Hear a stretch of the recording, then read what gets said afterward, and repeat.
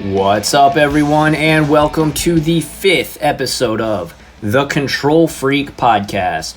I am your host, Alex Blackard, at LessAlex on Twitter, and this is the only Magic the Gathering podcast devoted to all things Control in the modern format. So if you enjoy casting Narset, Parter of Veils, Supreme Verdicts, or literally all 4 Rest in Pieces out of your sideboard, because that's what it takes to beat Hogaak, this is the podcast for you. And if you don't enjoy doing any of those things, you might want to stick around to try and get inside the head of a blue-white control mage. This is a podcast that is devoted to all things modern and all things Magic at the end of the day. If you enjoy this podcast, make sure to follow, subscribe, like, and if you really want to help out, go on to Apple Podcasts, give me a 5-star review, and say a couple kind words about me on there. And feel free to follow me on Twitter at LessAlex and retweet all of the times that I mention blue-white control on there. Today we have a pretty jam-packed episode. We will be talking Magic news, as we do every time at the beginning of the episode, just generalized Magic the Gathering news. We'll be talking Mythic Championship 3. We'll be talking, of course, 5-0 deck lists and the Modern Premier lists, the 7 and 2 or better lists from the Modern Premier from this past week. It was a bloodbath. I will explain later. And then the last part of the podcast, we're going to talk about potentially, is it time to unsleeve blue-white control in Modern? It's dire straits out here. We will talk about that later, though. Let's get into our very first topic, which is there was a Mythic Championship that ended just a couple hours ago, and it was the very first Mythic Championship with Arena.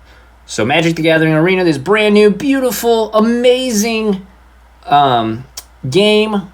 It is, of course, a standard tournament, and they really did switch up the way in which the tournament broke down. So there were 68 players in total, all 32 MPL players, a bunch of players that got there based on their Mythic rank throughout last season on Arena, and then a handful of streamers and other folks in the content creation community, which I personally don't have any problems with. I think that inviting folks that represent the game well is ultimately a good thing. I'm just here to talk about the tournament itself and the new structure that they have adopted. It is definitely more of an esports structure, which I am a fan of. I think that overall, this is something that will lift the game to new heights. So kind of explaining it, the way that it works now is once you get 2 losses on day 1, you're eliminated. So you have to go X1 or better on day 1. It's basically double elimination to make day 2. Additionally, the 2 players that won all of the spark splits in each league got to top 16. So Brad Nelson and BBD each won close to all of their spark split matches throughout the week on Magic's Twitch. Brad Nelson and BBD each got to just automatically poof day 2. So that is something that's very new, which I actually definitely dig it because it gives purpose to the MPL. It gives purpose to the spark split matches throughout each week. Like, we were wondering for weeks and weeks and weeks, what the heck is an MPL? What does it mean? Why do these matches matter? And finally they came out and said, okay, the winner, the 2 people with the best matches, the best match record, is going to be able to get just a free top 16 on the Mythic Championship 3. So I dig that. Brad Nelson, BBD, Brian Braun both got to just day 2 like that. And then from there, on day 2, again, it is a double elimination. So then we get to day 3, which is a top 4. And boy, was it ever a top 4.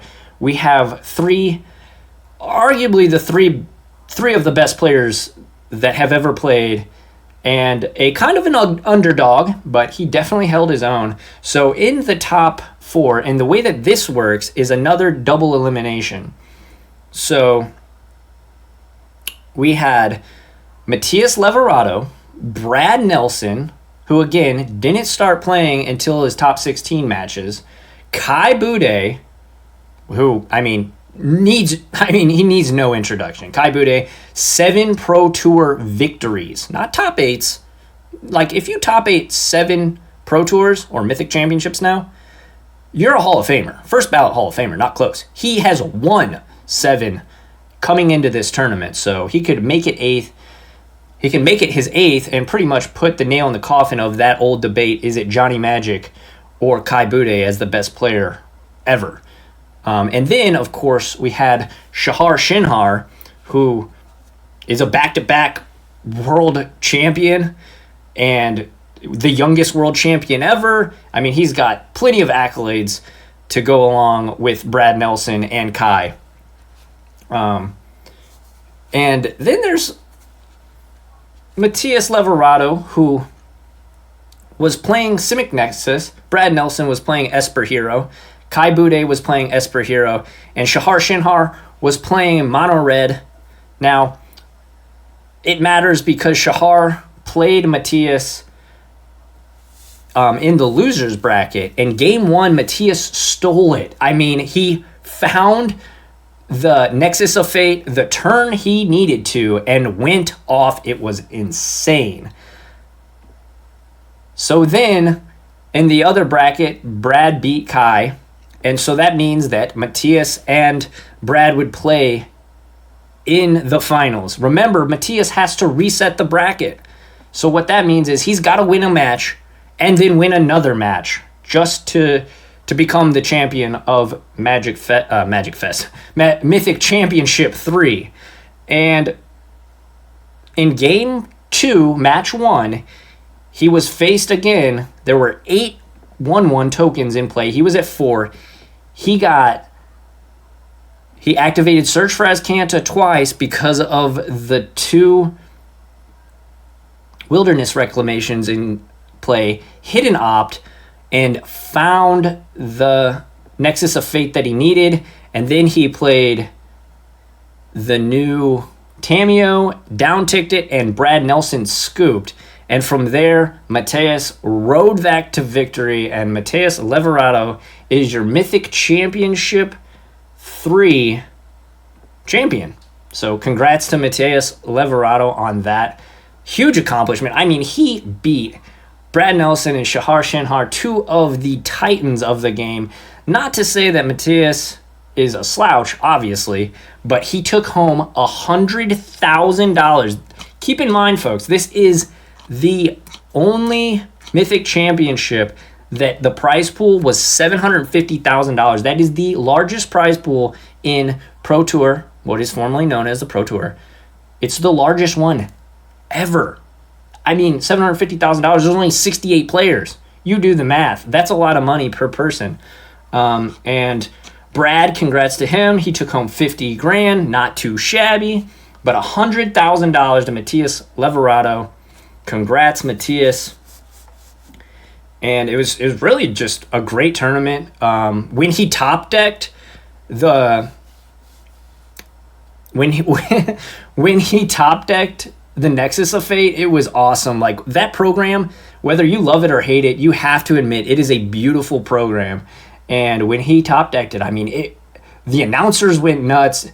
It was a great moment. It was a really great moment, and I'm really happy to have seen it, that's for sure. And it's been clipped, so if you go on their Twitch, I'm sure you'll find it somewhere, or probably Facebook or in a group. But yeah, Matías Leverato, congrats. It was really awesome to see him top deck twice to just where he was certainly dead if he passed the turn.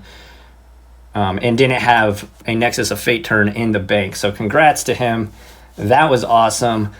But that's not why you're here. You're here for some Modern talk. And so moving on, let's get into, the Modern Premier that just happened and what it means for us blue-white mages. I'm not going to say that the world, that the sky is falling and that the world is ending and that everything is grim and doom and gloom. But holy smokes, Hogaak Bridgevine. Let me just pull this up. Hogaak Bridgevine went from being a deck that was not even in the top 12 decks in the metagame on MTG Goldfish to now being one of the biggest powerhouses in the format. It went from, I believe, 9th last episode, to now it is the 4th. It is the 4th most represented deck in the metagame. Humans being 1 at 6.27. Azorius Control, at 6.02. Is It Phoenix at 4.61. And Hogaak Bridgevine right there at 3.97. So almost 4% of the metagame now, just in 1 week, on all big tournaments and Moto 5-0 results, is Hogaak Bridgevine. I mean, this deck is pretty good. Like, it's insane how good it is. It can go off through hate. It can go off through everything you can imagine, any way you can stop it. Ley lines, rest in pieces. Does not matter. It just does not matter. This deck is so resilient. Let me just read you off, before I start reading off these 7 or 2 deck lists, 7 or 2 better deck lists. Let me just read off the top 10 cards of the tournament. Okay, so at 56.25%, that's 56. That's over half of the decks in this tournament played Faithless Looting. At the same clip, 56.25, decks played Leyline of the Void. In third place at 50%, Hogaak Arisen Necropolis. And then the rest of these are all 50%. Insolent Neonate, Stitcher Supplier, Vengevine, Altar of Dementia, Bridge from Below, Bloodghast, and Carrion Feeder. That is the top 10 most played cards. Are you kidding me? Are you kidding me? This deck, last week I was saying, let's see how it goes. Let's see if there's an adjustment, which I still think that by and large, Magic players need to try and figure out how to beat it. But last week I said to play 5 sideboard pieces, or 5 graveyard pieces, and that I was riding the train of 2 Surgical Extractions main and at least 4 or at least 3 rest in pieces. I'm telling you now, folks, we need to be playing 2 of those Surgicals main and probably 4 in the board on Rest in Peace, because this deck is everywhere. So let's read. The deck that won, Hogaak Bridgevine, by user Control QF. Second place was Esper Death Shadow. Third place was Esper Spells, which is a very awesome list. I'll bring it up, but I'll keep reading this list down here. Hogaak Bridgevine. Then we had White Black. Then we had Grixis. And this Grixis list is Grixis Pyromancer, which is a very spicy list. And then the lone blue-white control at 7 or 2 or better is right there. And then we had another Hogaak deck, followed by 5 Hogaak decks. 5. So that's 6, 7, 8, 9 in the top 12. Yeah, I said that right. And I did pause on purpose. Then we had Tron and another Grixis deck. I mean, this deck is something else. I mean, it's so good, and it's so effective at doing what it does. There are videos on YouTube of opponents playing a turn 0 leyline, and then the Hogaak deck just wisp marrying it out of existence. Wismare is 2 and a white for a creature elemental common flying. When it comes into play, destroy target enchantment, and you can evoke it for 1 single white. It's a 1/3. The power and toughness doesn't matter. It's there to kill your ley lines and your rest in pieces. I've seen decks out of nowhere just win. Just Google it, YouTube it. It's ridiculous. Hogaak is everywhere, and I mean, Dredge isn't even a deck anymore, is how bad it is. Dredge isn't even a deck anymore. Dredge was one of the best decks coming into pre-Modern Horizons, and now it's not even a deck because this deck is just so much more efficient and so much better than Dredge. It does what Dredge's game plan is, but on such a different axis, and it doesn't even have to attack to kill because of Altar of Dementia. So you know the list. I'm going to read it off here. This is the deck that won the Modern Premier on Magic the Gathering Online. I'm going to read it off real quick. 4 Carrion Feeders, 4 Grave Crawlers, 4 Insolent Neonates, 4 Stitcher Supplier, 4 Bloodghast, 4 Vengevine, 4 Hogaak, Arisen Necropolis, 4 Faithless Looting, 1 Necrotic Wound, 4 Altar of Dementia, 4 Bridge from Below, and then, a suite of lands, and 2 Necrotic Wounds in the sideboard, 2 Silent Gravestones, 1 Shenanigans, 4 Wismares, 4 Leyline of the Voids, and 2 Ingot Chewers. This deck is very, very good.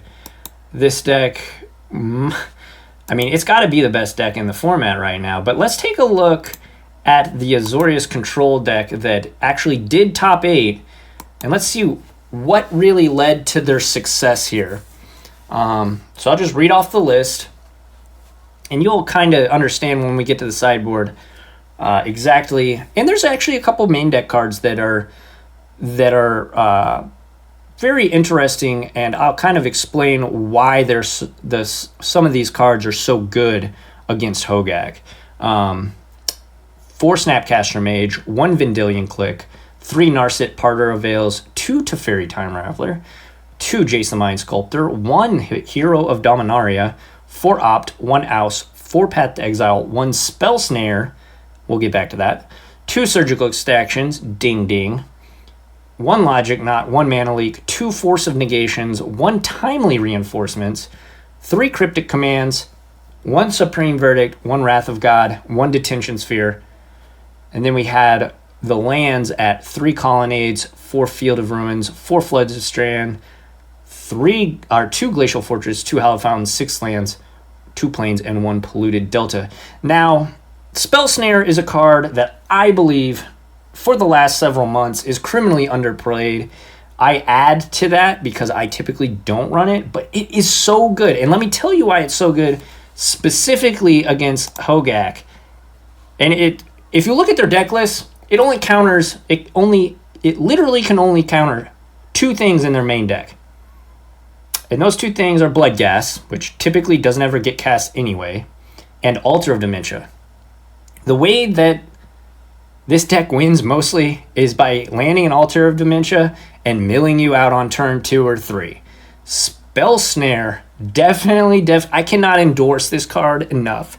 If you're going to a big tournament, if you're going to a GP or an SCG or a 1K, basically anywhere that isn't a friendly local FNM or weekly, and you pretty much know the meta and you know your deck and you know what to expect, you need to be playing a main deck Spell Snare because it lines up so perfectly even when you're on the draw. That's what's beautiful about Spell Snare. Even when you're on the draw, you can still counter their Altar of Dementia.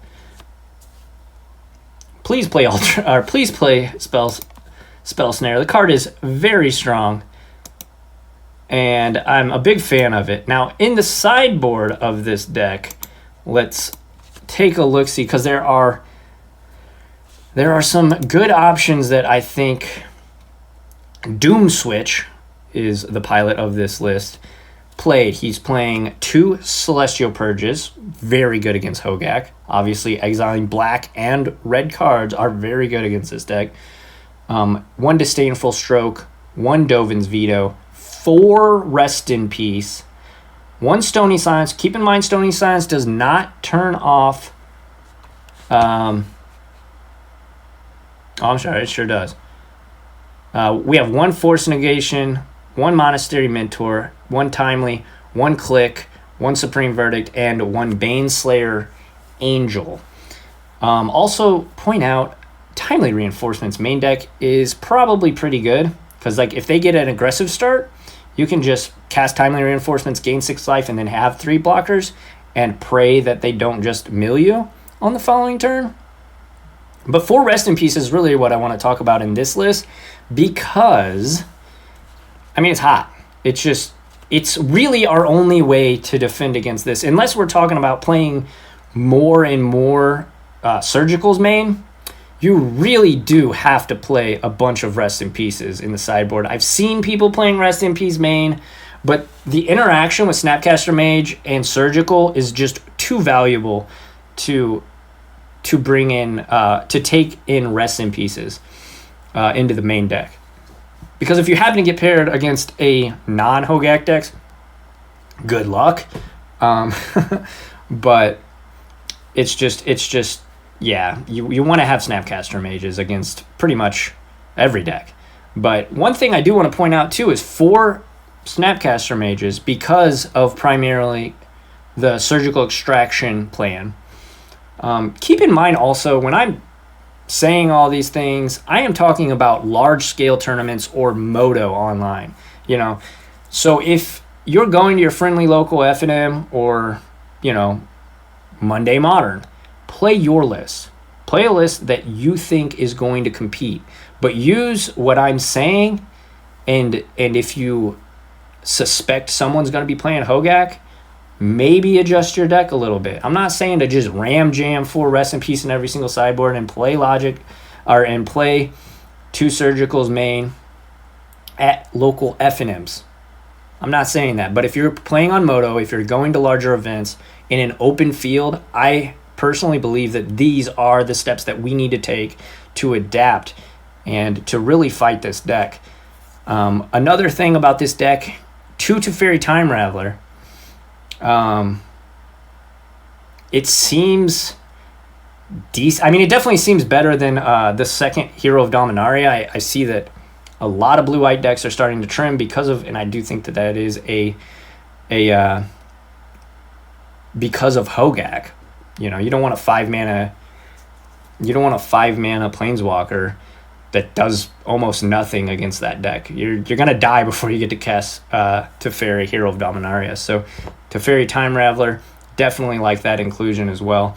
I'm a fan of this deck. It was the only one that top 8'd or did 7 or 2 or better. So shout out to Doom Switch on Moto. But yeah, we had so many Bridgevine decks. It's Bridgevine deck. So be ready for this. I do want to talk about this this Esper list, because it is hot. It is basically Esper Control. It's like Esper mid-range. Plays 3 Jason Vryn's Prodigy, 4 Snapcasters, 4 Monastery Mentor. If you've been paying attention to the price on that guy, it's been going through the roof. It's like $22 now. 2 Teferi Time Ravelers, 4 Fatal Push, 4 Inquisitions, 2 Opt, 2 Path to Exile, 4 Serum Visions, 1 Spell Pierce, 2 Surgicals, 2 Thoughtseize, 3 Unearths, and 2 Force Negations, followed by a bunch of lands. This player is playing 4 Yixilid Jailers. That card is great against Hogaak. 1 Engineered Explosive, 1 Path, 1 Spell Pierce, 1 Surgical, 2 Collective Brutalities, 1 Stony Silence, 2 Fulminators, and 2 Narset Parlor of Veils. So this deck definitely looks like it could pivot into the control deck when it needs to be. Of course, excuse me, Yixlid Jailer is amazing against Bridgevine because it just shuts off their bridges. It's black and a colorless. I'll read it because it's kind of a fringe card. Black and a colorless for a uncommon creature zombie wizard with a 2/1, and cards in graveyards lose all abilities. That is pretty great. It turns everything off. Their Hogaak. It turns off their bridges. It's very strong. So I definitely dig this list. It was 8-1 at the Modern Premier. Moving on to another list that isn't Hogaak. This very sweet Grixis deck playing 3 Jace's Vryn's Prodigy, 3 Snapcaster Mage, 3 Nimble Obstructionist. This is something that pops up every now and again on a 5-0. This one went, of course, 7-2 by God's _ Shadow in the Modern Premier. Additionally, it plays 2 Liliana Last Hope, 2 Inquisitions, 4 Lightning Bolts, 4 Serum Visions, 2 Thoughtseize, 2 Logic Knot, 2 Terminate, 3 Kolaghan's Command, 4 Cryptics, 2 Rise and Fall, and if you don't know, you're about to learn. Rise and Fall, split card from Dissension, Rise, blue and a black.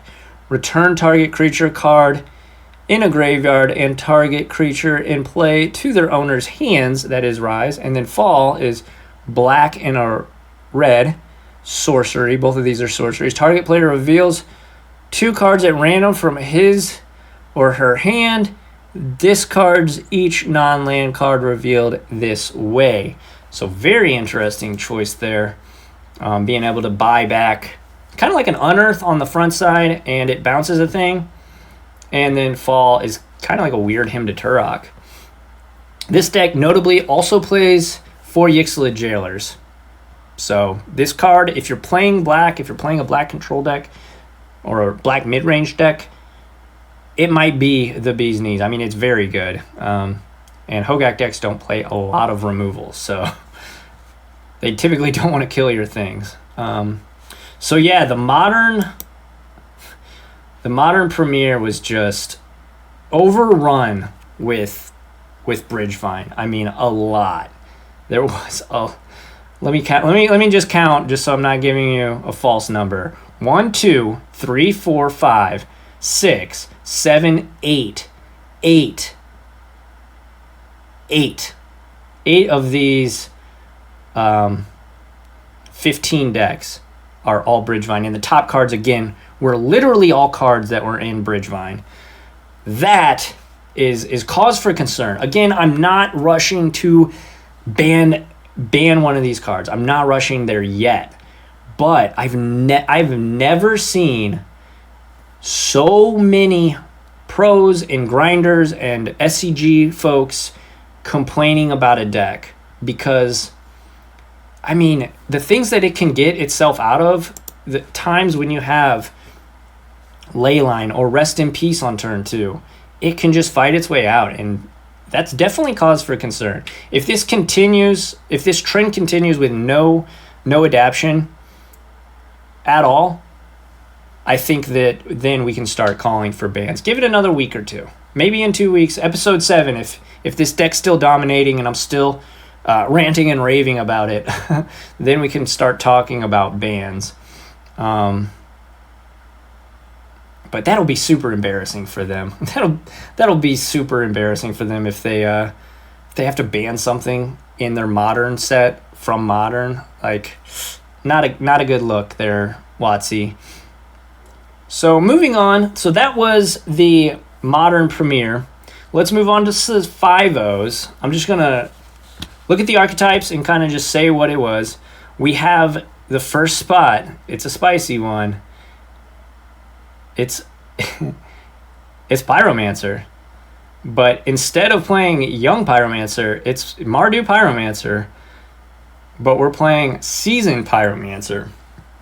4 Bloodghast, 4 Dreadhorde Arcanist, 3 Flamewake Phoenix, 2 Gurmags, 4 Lightning Skelementals. I called it in the burn episode. I had a feeling Lightning Skelemental could make it. And 4 Seasoned Pyromancer, 1 Tasigur, 4 Faithless Looting, 4 Thoughtseize, 4 Unearth, 4 Fatal Push, and 4 Lightning Bolt. I'm not going to get into the sideboards on these unless it's something super duper spicy. But and then we have a Jace Self-Mill deck. Oh boy. Jace Wilderness Mysteries, 4 Simian Spirit Guides, 4 Visions, 4 Slights, 4 Adnaz, 4 Angel's Grace. Oh, sorry. This is just Ad Nauseam Tendrils with a Jace win condition instead of Lab Maniac. And then we have Scape Shift. Oh my god, and then we have, this is amazing. This is actually factually just a dredge deck. Didn't know those existed still. Then we got some Humans actions, playing a bunch of Remorseful Clerics main deck. Then we have 8-Whack. See, that's the thing with these 5-0 deck lists too, because I think it was like last year, they changed it from giving us pretty much every 5-0 deck to they now kind of skew the numbers, and I think they have to be like 10 cards off or something like that. So take these lists with a grain of salt, because you're probably going to run into these at F&M, but maybe not at the GPs, maybe not at the SCGs. Round 7, you might not be playing against 8-Whack. And then we have here, this is good old-fashioned, tried and true Affinity, with basically nothing changed over the last 4 years. Then we have Mono White Death in Taxes, playing a bunch of Mother of Runes, or Sister of Runes, whatever you want to call her. We got Naya. Naya's always a good time. Naya aggro. Naya blitz, if you will. Playing Curd Apes, Loam Lions. I mean, this thing is tried and true. Squadron Hawks, Wild Nicodles, Experiment Ones. Force of Virtue times 4. That is pretty spicy. Times 4. Wow. Okay. I see you. I see you, Hybrid 7. This is spicy. I dig it. Moving on, we have a Kiki Jiki deck with Ice Fang Kodal. Oh, I love the snow decks. I'm a big fan of these snow decks. Just play Snowlands and you can get there. Apparently, Ice Fang Kodal is much better than what I predicted.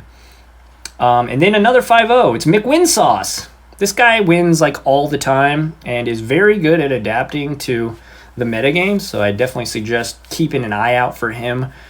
He plays Blue-Eye Control, that's why I'm pointing out McWinsauce. Very, very powerful Blue-White mage. Let's read off his list. 2 Jason Mind Sculptors, 4 Narset Parter Veils, 1 Teferi Time Raveler. So stop. Already, I'm very intrigued. He's cutting Teferi Hero of Dominaria because, again, that card is abysmal against Hogaak, and that's basically all you play against on Moto, from what I can tell. Fibble Flip the Lost. Sorry if I butchered that.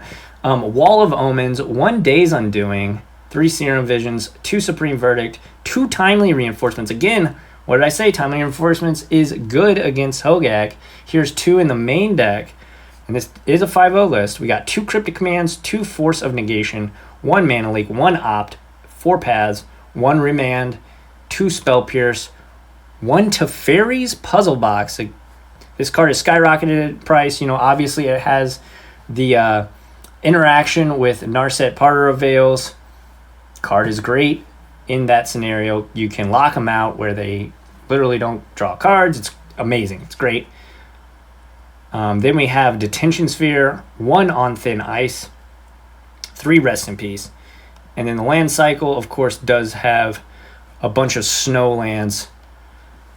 In the sideboard, we have another On Thin Ice, 1 Teferi Time Raveler, 2 Celestial Purge, 1 Dovin Veto, 1 Resto Angel, 1 Stony Silence, 1 Rest in Peace, 1 Cataclysmic Gearhulk, 1 Disdainful Stroke, 1 Lyra Dawnbringer, 2 Spell Quellers, and 2 Vendilion Clicks. So this sideboard,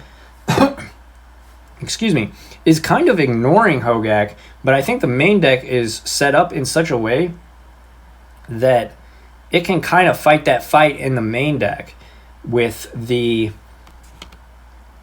we have the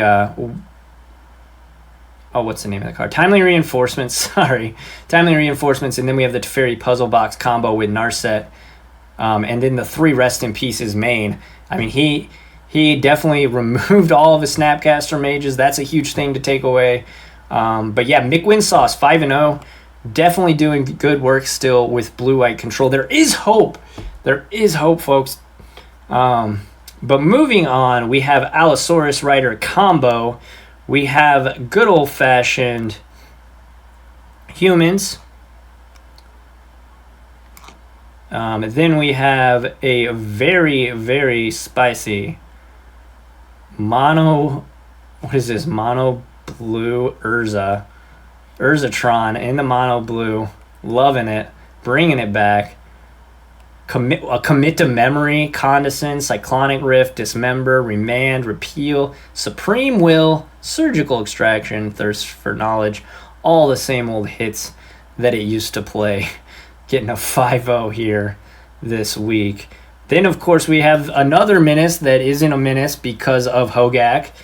In fact, playing 1 Nissa Voice of Zendikar, 4 Blighted Agent, 4 Glistener, 4 Noble Hierarch, 1 Spellskite, 4 Distortion Strike, 4 Scale Up, 1 Become Immense, 4 Blossoming Defense, 4 Might of Volcrosa, 4 Mutagenic Growth, 4 Spell Pierce, and 4 Vines of the Vastwood. Now, what I have been seeing is that these Infect decks have started playing Teferi 3, which is terrifying because it makes it to where we can't interact with them. It's bad news bears. It's bad news bears. So if you see that turn 1 Glistener Elf, do not wait to kill it on their turn, because if they play that Teferi, you're definitely going to regret it. Of course, you could kill it in response, but after that point, you know, they're going to be able to lock you out on their turn and probably kill you, because Scale Up is a very scary card. Then we have... Oh, wow. This is a very interesting list of Amulet Titan. They're playing 4 Lotus Blooms to try and go off even quicker. I really dig that. The 2 Hive Minds, which is something they adopted, went off of, and this player, Magical Hack 99, decided to bring back the Hive Minds. Interesting stuff. And then we have the Boborgarigmos. I love this deck. So we have Goryo's Vengeance, Through the Breach, you know, all that fun shenanigans. Then, of course, we have Hogaak, because what's a 5-0 list in what's a 5-0 deck dump in Modern without a Hogaak list? I mean, come on. Then we have a green-white version of Infect with Giver of Runes. That's also equally as terrifying as Teferi for them. So we have Burn. We have Teferi. We have the Teferi and Saheeli Rai combo with Felidar Guardian. This deck is sweet. I'm going to read it out. This deck is a deck that in the Blue-White X Control group on Facebook has been popping up a lot, and we've been talking about it quite a bit. I mean, feel free to join the Facebook group of Blue-White Control Community on Facebook. Share information there, but this deck is sweet. 3 Narsets, 4 Saheelis, 2 Teferis, 4 Felidar Guardian, 3 Snapcaster Mage, 2 Watcher of Tomorrow, the new card. The new card from Modern Horizons. I'm going to read it off just in case you don't know. 1 colorless and a blue creature, human wizard, uncommon for a 2/1.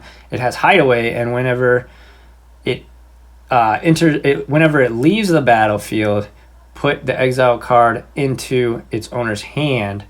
So obviously you can get either Narset or Felidar Guardian and then proceed to combo off.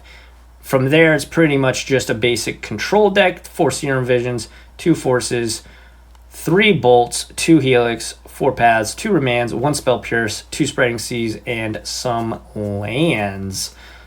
In the sideboard, it looks like we've got Spell Pierce, Dampening Sphere, Dispel, Grim Lavamancer, 4 Rips.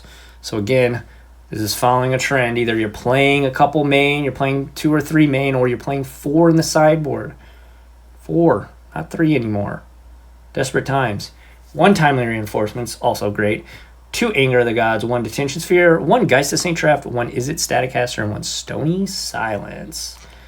Moving down, we have Black-White Eldrazian Taxes. We have Jund. Jund has been popping up a bit here with the rise of the Arisen. We have Tron. We have Blue-Red Phoenix. Wouldn't you know it? The deck that everyone was calling for bans 3 weeks ago. Magmatic Sinkhole in that one too. It's another notable card from Horizons. And that's about it. Some more burn. And then we do have a more traditional, let me read this one off. This is by Kung Pao Pao on Blue-White Control. 2 Jason Mind Sculptors, 2 Narset, Parter of the Veils, 1 Teferi, Hero of Dominaria. Again, this is a recurring thing. You're either playing 1 or 0 now of Hero of Dominaria. 3 Snapcaster Mage, 1 Vendilion Click, 1 Oust, 1 Serum Vision, 2 Supreme Verdicts, 1 Timely Reinforcement, 1 Wrath of God. Timely Reinforcements, again, good against Hogaak, good against Burn, good against any mid-range creature-based deck. I've been playing main deck Timelies because Burn is very heavy in my local meta, so I've been playing it forever. And I'm not trying to claim that I was a visionary or anything, but it's definitely good in this meta, in this open field meta. 1 Condemn, 2 Cryptic, 1 Factor Fiction, 2 Force of Negation, 1 Logic Knot, 1 Mana Leak, 4 Opt, 4 Path, 1 Spell Pierce, 1 Surgical, and 1 Detention Sphere.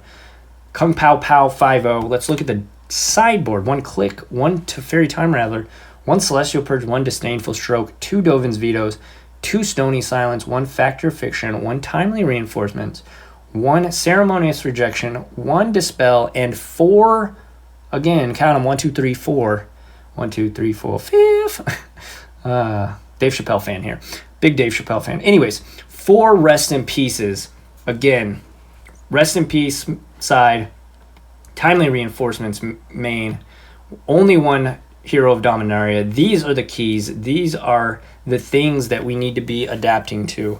This list I actually prefer more than McWin sauces because it's a little bit more my speed with the Timelies and just the more traditional build. I'm not a huge fan, no matter how bad it gets, of cutting Snapcaster Mage's main.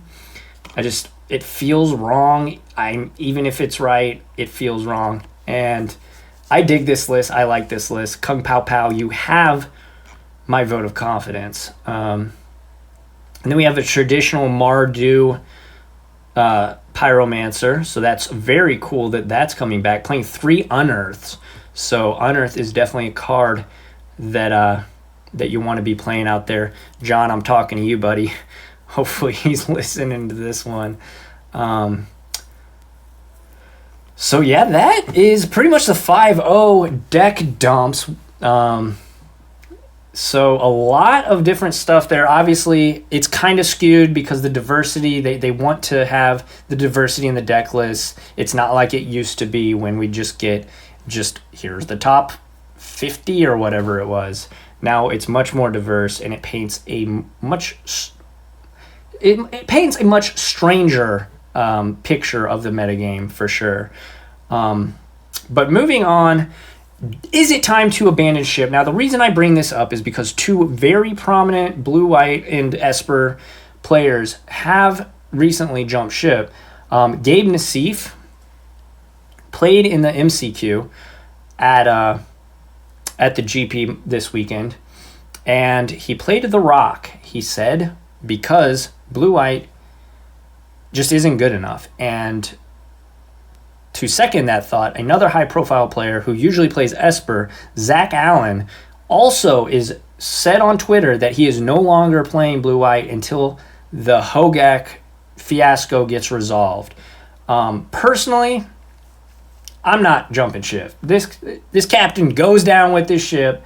I'm not leaving. I'm not going anywhere. I'm going to give it some time. Again, if you're playing in your local meta, if you don't ever see it, you don't ever see it, right? If you don't see Hogaak, you don't see it. So, but it is starting to seep into my local metagame. I've seen 2 or 3 people over the last couple of weeks starting to play it, starting to pick it up, buying the cards, things like that. So don't think that you're safe. People are acquiring these cards. They are getting them. Of course, the paper Magic metagame adapts much slower because Moto, obviously, you just go on to Mana Traders or wherever you go to rent or buy your cards. Not to give them free advertisements or anything, but you go on, you just get your cards, you play, give them back or whatever. So don't think that just because they're not there, they won't be. I say hedge your bets, play a couple of 1 or 2 main deck surgicals, play a timely, play your 3 rest in peace, 2 or 3 rest in peace in the sideboard, and then if you play it, you play it. If you lose to it, you lose to it. Next time, if you see that player, obviously adjust. That's what this whole podcast is supposed to be all about, to help myself learn, because doing this podcast, I'm learning a lot, digging into these decks and really, really getting into the sideboards and sharing it and getting better. And that's what it's all about. As a control mage, you really got to know the format. So yeah, that's pretty much all I've got. Again, thanks you everyone. If you listened, if you made it to this point in the podcast, I appreciate you. Again, make sure to like, subscribe, and follow the podcast. And if you really, really want to help out, go to Apple Podcasts, give me a 5-star review, say some kind words about the podcast.